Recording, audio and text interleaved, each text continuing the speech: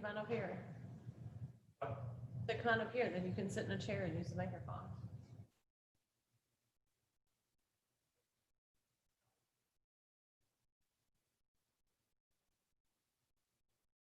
Okay, it's showing it live on there. Hi, Blair. This is Bill Leonard calling. I just wanted to tell you, I see Roger's picture and I can hear him, so he may be live. Yeah, Bill, we're trying to get the live stream for YouTube up and running. I think we got it. We're just, because of the format, it's a little different for us this time, but I think we're okay. Okay. You have Bill online and you got John Nixon.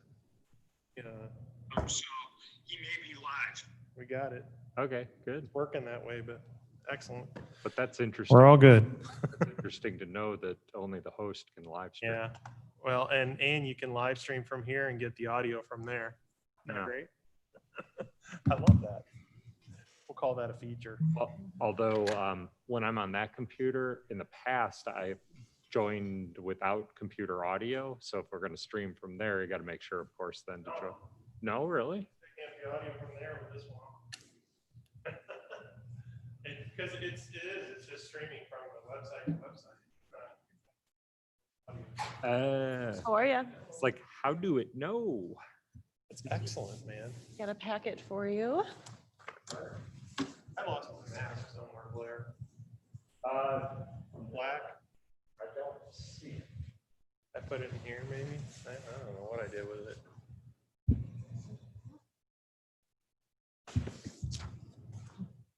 There it is.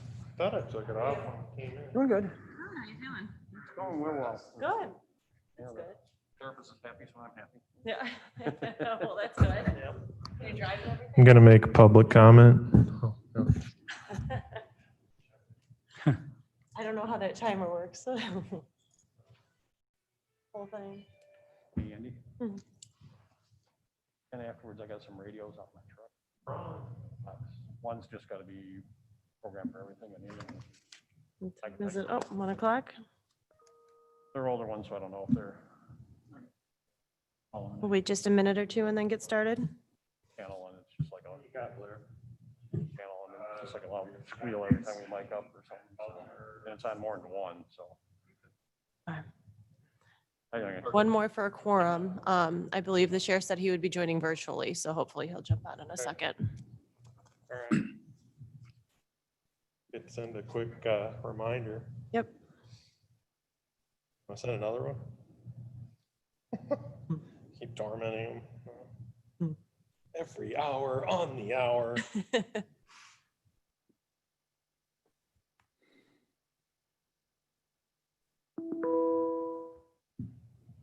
That one more? No? No, that was my reminder. Sorry. Hi, Pat. Hi, Michelle.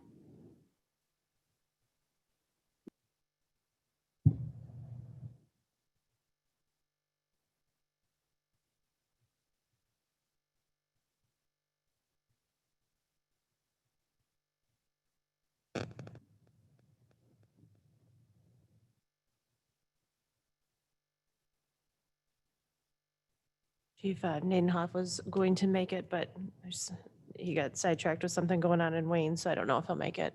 Said if we need a quorum, I can reach out. Oh, I think the sheriff's about to join, so then we'll have a quorum. I just sent him another email to everybody saying, we need one more for a quorum. Thank you. See what they say. And I sent them the link to the meeting. So, Thanks. I said, yeah, one out about an hour ago. yep, I saw that. It's good. It's all good.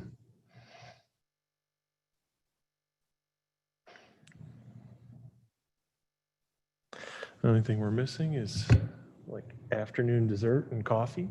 That would be very nice. Is it my month? These are quarterly meetings. Just kidding. You know what, maybe Bluff very well, did I? yeah, that'll be a goal for next year's KaneComm Board meetings. Yeah, Blair, you should have seen the guy trying to get that couch through the door, the couch thing. Oh my God.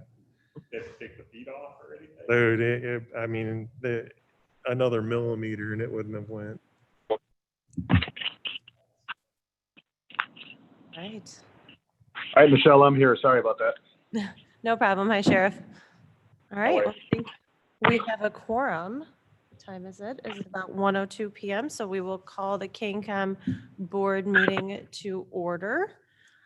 Call a roll. I don't believe Chairman Lawson's on. I'm here. Allen? Is Deb Allen on? Nope. Fagel? Bonstock? Yes. Kane? Here. Leonard? Present. Chief Nadenhoff, did you make it on? Nixon? Yes, I am. Thank you. And Peterson? Here. Thank you. And we have a quorum. Is there anybody on for public comment? Nope. I have no correspondence to share today. The meeting minutes are in the packet. I will take a motion I'll make that motion. Roger Fonstock. on stock in a second. Leonard will Ron here. second. Leonard seconds. Call the roll. Bonstock, Yes. Kane, Yes. Leonard, Yes. Nixon, Yes. Peterson. Yes. Motion passes. Thank you. Staff reports. Since August, I believe August was our last meeting, we've got quite a few items to share and updates with the board. Recently, on November 13th, we hired 2 new telecommunicators. Emily Perez and Jeffrey Kepta have joined our team. They've been training with Deputy Director Stofa for the last week and a half. We're thrilled for them to join our team. We do have 1 additional applicant that is in the psychological exam phase of testing. So we're waiting for those results before they continue on in the process. In the beginning of November, we did have a COVID exposure in the communication center. We've been very fortunate so far up until this point. It was a very low probability and low number of employees that were affected. But everybody in the center has been tested. Cleaning was done immediately. And all social distancing and precautionary measures remain in place. Is there someone else from the board that joined the meeting? Yes, I did. This is Chris Lawson. I didn't want to interrupt. Thank you. Hi, Chairman Lawson. Hi, Michelle. All right. Thank you for joining. You bet. Moving on, the trainees are using a new software that was implemented in the last couple months called Agency 360. This software is used to track our daily observations and training documentations. So a very, very big thank you to Deputy Director Stofa for all the hard work configuring and implementing this software prior to training. Our training process in the past has been very, very manual, a lot of binders, a lot of papers. And this online tracking tool will allow for a quick snapshot from the trainers for the trainees throughout the process. The training process does take about 6 to 9 months. You can imagine the amount of documentation that follows that, and this will help streamline that process. Agency 360 can also be used as evaluation software for our current employees. So that's something that we'll look at implementing in the future, probably by mid-year of 2021. We are also working to implement some scheduling software. The software will allow our employees to have access through an app and will eliminate some additional steps that we do now, as well as paper copies of all of our forms in the center. Other than that, we continue with all of our in-house training, virtual conferences, protocols reviews, anything that we can do to keep our team learning and moving forward while most of our in-person training has all been canceled. Are there any questions on our staff reports? All right, hearing none, I will move on to the KaneComm budget. Our fiscal year is almost complete. The budget report that's included in the packet is through the end of October. I have no concerns. We are trending what it appears to be slightly behind in revenue, but that is because our 911 surcharge revenue usually runs about 3 months behind. So I do not have any concerns for the budget this year, but if anybody has any questions that I can answer. All right, thank you. Moving on, communication system updates. Andy. Well, it's been a busy couple of months on the communications side. First thing that we dealt with was a connection outage between our facility, KaneComm, and QuadComm. KaneComm provides a countywide feed of what's called the IFRN radio frequency. It's used across the state to coordinate mutual aid in the event of large fires, things like that for the fire departments. Our link to QuadComm had failed, unbeknownst to us and QuadComm at some point. So we kind of re-engineered things, and with the assistance of County IT, Carpentersville IT, and QuadComm IT, we got that link restored. This link benefits not only QuadComm, but their fire agencies as well as KaneComm fire agencies and the north end portion of King County. It particularly affected our agencies because they're further outspread from QuadComm, and QuadComm cannot pick them up on a single radio tower located at their facility. So once we got the link going, everything came back online, and it's been working great. Another agency we've worked closely with is TriComm. We've combined efforts with them between our T1s, their microwave infrastructure, and we're able to eliminate some costly AT&T phone lines. And by doing that, it'll obviously save TriComm and the ETSB a considerable amount of money as these AT&T lease line charges continue to go up. With that said, we're also going to work closely with them to address a coverage gap in the St. Charles and Wayne area. TriComm recently lost the tower equipment at Pheasant Run because Pheasant Run is closing. So they've kind of been forced to look elsewhere. We've had some general coverage issues up there, so by working together, we can probably come up with a solution that will benefit both of us. So stay tuned for that. That's ever developing. Speaking of phone line issues, we were notified by AT&T of an upcoming T1 outage that's going to affect our North Fire towers and some other miscellaneous radio channels. The trick is, according to their maintenance email, it's going to take out the T1s for both our main and our backup Fire North transmitters. Don't have a lot of details on this, whether or not it's going to affect both of them at the same time, or if it's one followed by another. The ideal situation would be one goes down, then the other goes down. If they do both go down at the same time, we stand to lose our Fire North radio channel. I've already been in contact with the fire users to come up with a contingency. The outage doesn't sound like it's going to be lengthy. It's going to be in the middle of the night. AT&T estimates only a 0 to 5 minute outage. So, but we want to be ahead of the game here just in case it turns into something bigger. The good news is that we know ahead of time.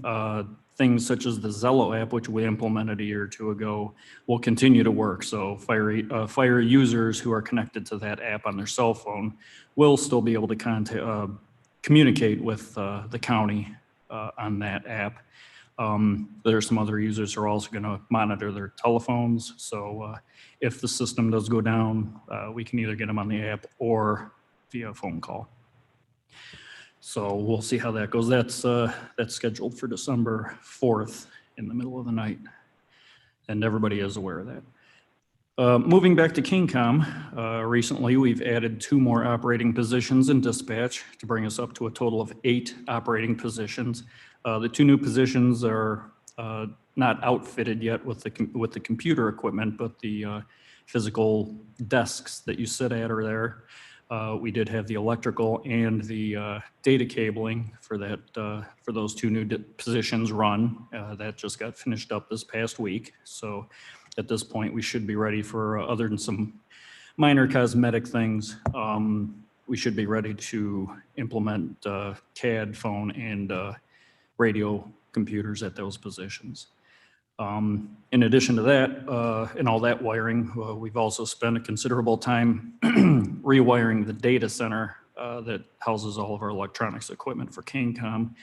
We had to make room in data racks for the new Motorola equipment that was being installed for the transition to Starcom, as well as the upgrade and installation of our new Eventide logging recorder, which has been installed. It's not 100% online, but I'd say about 90%. We're just waiting for one more part to show up, and then some configuration to be done between our phone 911 phone provider and the recorder to switch from an analog recording platform over to an IP platform. So a lot of that stuff still in progress, and we'll have more updates at the next meeting.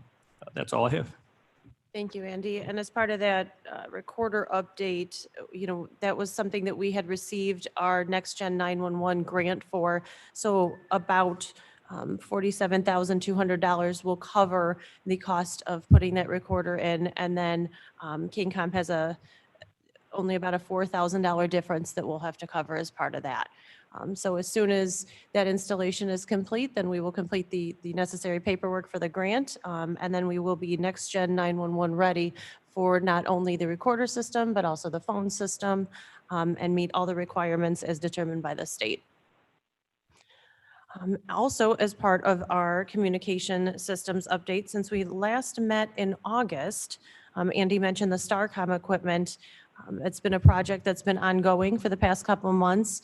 But big thank you to Andy and Sarah, especially for helping me unload a lot of Motorola equipment as it arrived at KaneComm. All the equipment should be here now.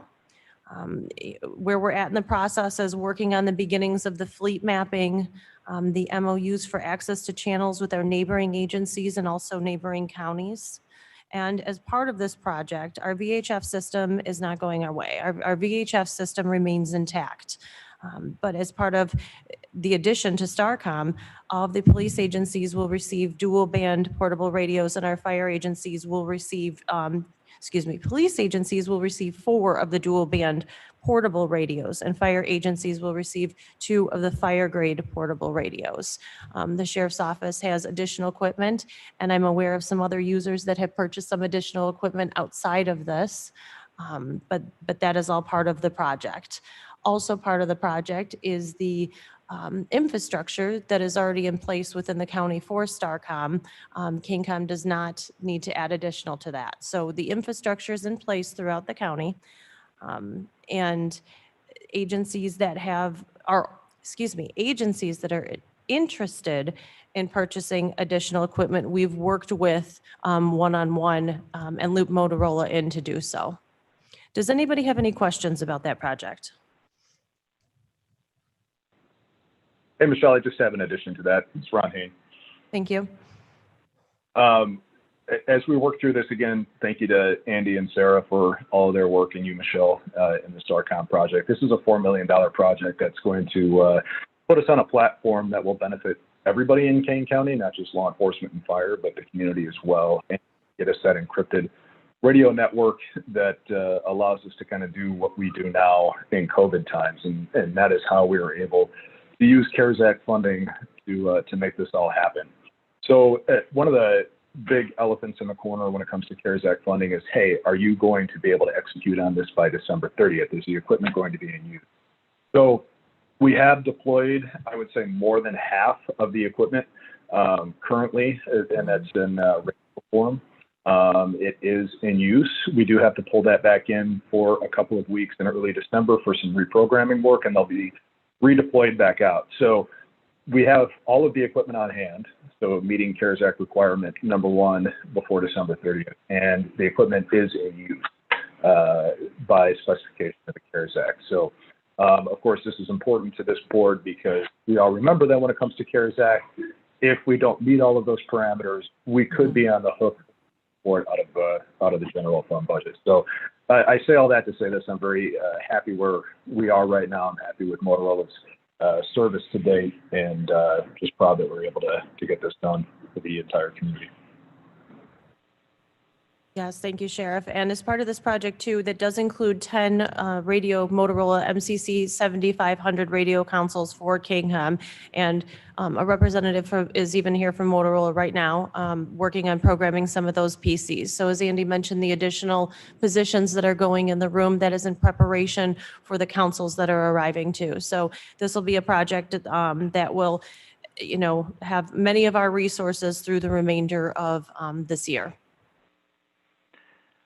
Hi, Thank you. Michelle. Yes. Michelle, this is Chris. Again, I'd like to congratulate all the people who have been involved in putting this in place and putting it in place right away because of the necessity of the COVID pandemic. If it is the consensus of this board, again, in support of the application of CARES Act, which I enthusiastically support. If it's the consensus of this group, could you make an entry to the minutes that would again bolster? I mean, we just want to make sure that we have as solid of the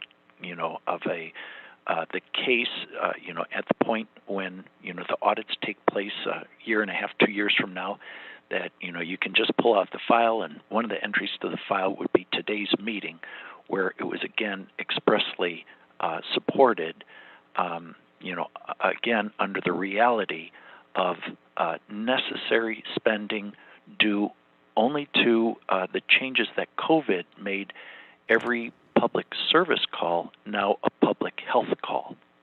So if that's the consensus of the group, I would ask that there's an entry into the minutes, and then you put a copy of those minutes in the file for the inevitable, when we do run the gauntlet. And I have great confidence when we do run the gauntlet, but might as well put every little vitamin pill in there we can. Yes, thank you. We will make sure to note that within the minutes. Does anybody else have any questions or concerns or comments regarding this? Yes, Michelle, this is Bill Leonard. I just wanted to agree with what Chairman Lawson said and Sheriff Hain, and I support this CARES Act funding totally. So thank you very much for all your hard work, Michelle, and all the people that have been involved with it, including the Chairman and Sheriff Hain. Thank you. Thank you. Any other questions, comments regarding the StarCom project? All right. Thank you. Hearing none, then we will move on to the ETSB update. Roger? Good afternoon. This is Roger Fonstock. For the ETSB, I think the most important thing was the study that is conducted annually for the ESN numbers. It's the count of phone lines per jurisdiction. And this year, the ESN came back and it was favorable to KaneComm, which is different from the last few years. And we saw our percentage of the lines go from 20 to about 25%. So that means that we will be getting a larger percentage of the revenue from the ETSB phone surcharge. We are still working on the numbers to determine what that 5% will be and how that will play into KaneComm's revenue. But it will be a positive for us in terms of the numbers. It's certainly better than it going down. Mm-hmm. The other thing that I wanted to mention is that we do have a few appointments that we're going to be bringing back in December or January for the fire and police chiefs that are coming up. I think there might be one other. So there's 3 ETSB positions in January that we're going to be looking to get the approval for them to be reappointed. Other than that, we are also working on a project with TRICOM to build a secondary or backup connection for the fiber that goes over to TRICOM now.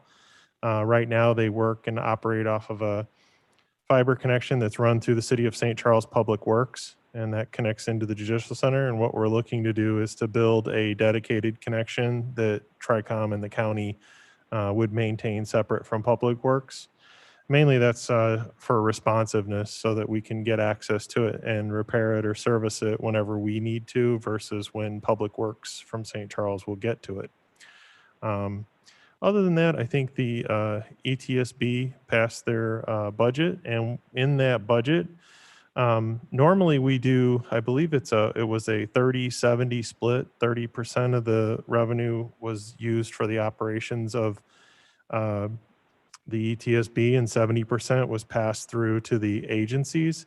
That's changing soon because we are paying off the final bond payment for the recovery bonds that were taken out.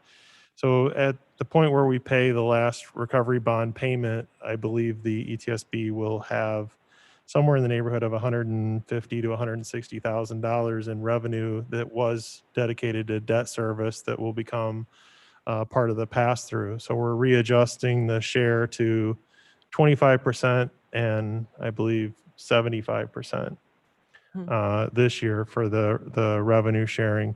And I think that might go down to 20% to 80%. So it'd be 20% ETSB and 80% pass-through. Depending on how that goes and what the revenue looks like this year, we'll be making an adjustment at the end of the year to hopefully pass more money through to KaneComm and TriComm. ETSB as a operational entity doesn't have any employees and no direct costs that shouldn't already be handled by the agencies. So other than that debt service, I see the ETSB's portion of the fees going down next year. So that's all we have to report. Thank you. And that pass through also to the agencies will be very helpful as we look to, filling vacancies and hiring personnel and, the rollout of the StarCon project and the impact that could have to operations and or additional staffing. So that's something that we're thinking about as well. Thank you, Roger. Yep. Does anybody have any questions about the ETSB update? All right, thank you. Hearing none, I don't have any need for closed session. I do just really want to take the opportunity. This is Chairman Lawson's last meeting, and I just do want to take the opportunity to say thank you to Chairman Lawson for so many years of support for KaneComm, our organization, what we do, our telecommunicators. We appreciate it so much. We wish you the best in the future.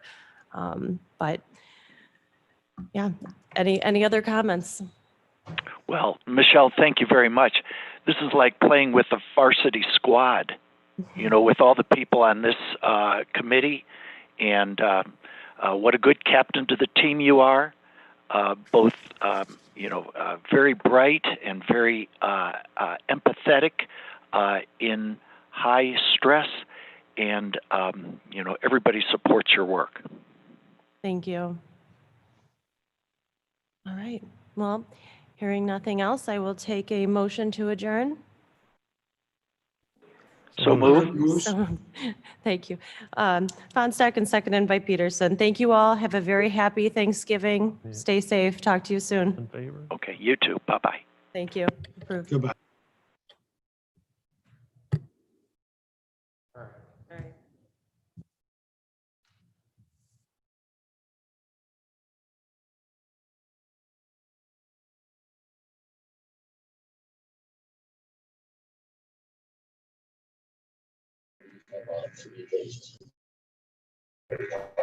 Thanks, Roger. Thanks, Michelle. Appreciate it.